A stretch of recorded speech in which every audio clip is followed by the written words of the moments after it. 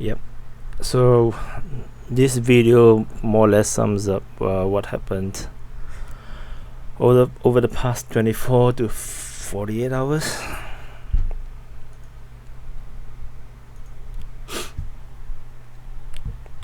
So Trump lost. I'm not sure there's any more surprise like how the QAnon people is suggesting. So they suggest the QAnon people suggesting a lot more things to come. Like all this is a ploy, and the usual QAnon things where they are like overly optimistic and everything is 4D chess. But I just want to be a bit more practical. I think the moment Pence refused to reject or send electors back, I think that's already the end for Donald Trump's electoral college vote, because there's no way he would have enough votes, because the establishment GOP have already decided not to support any objections, and in the end all we have left was like 6 senators. So I'm not American, but I have came to become a supporter of Trump, and I really like what he have done, both in USA and around the world. And I'm quite vocal about supporting him, and I think anyone who have followed me, even those people who were part of my Defense Politics Asia Facebook groups, they all know me as a Trump supporter. I'm okay with Trump losing, but not like this. At least get the election audit, then everything can be everything can be more clearer, rather than you have this shit show that we have saw. But that's how it is. I never had faith in the justice system of the American, and that's what Trump chose.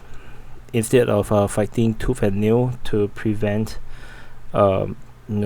malpractices in elections, he was overconfident, I think, over optimistic, and this election loss, I think, shows that you cannot make enemy and expect victory.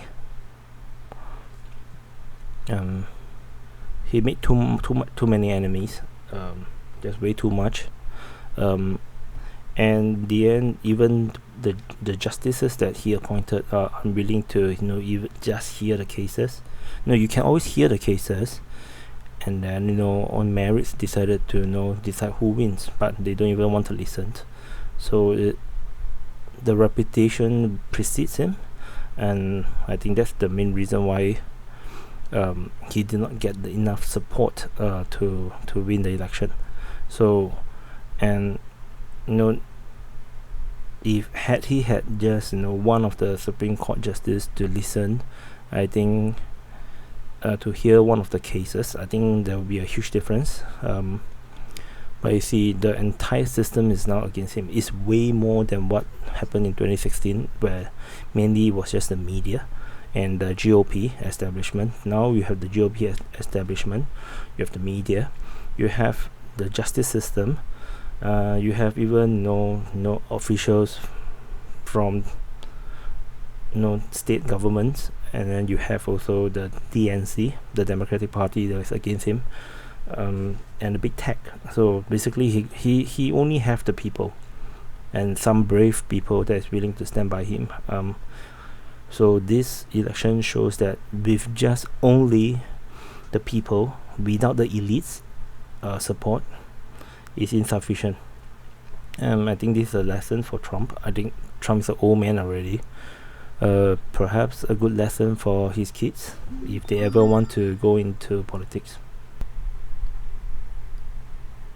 So for the next maybe 17 days to the inauguration, let's see how the lawsuits will go. I don't think much will happen. I think the judges will not commit to the losing side. I think it's mostly foregone conclusion by now. But let's see. Who knows? The states will have the state GOP might have a different plans or intentions, and let's see the things that what the QAnon say will happen. Let's see whether I will do another video on that. Yep. So let's see.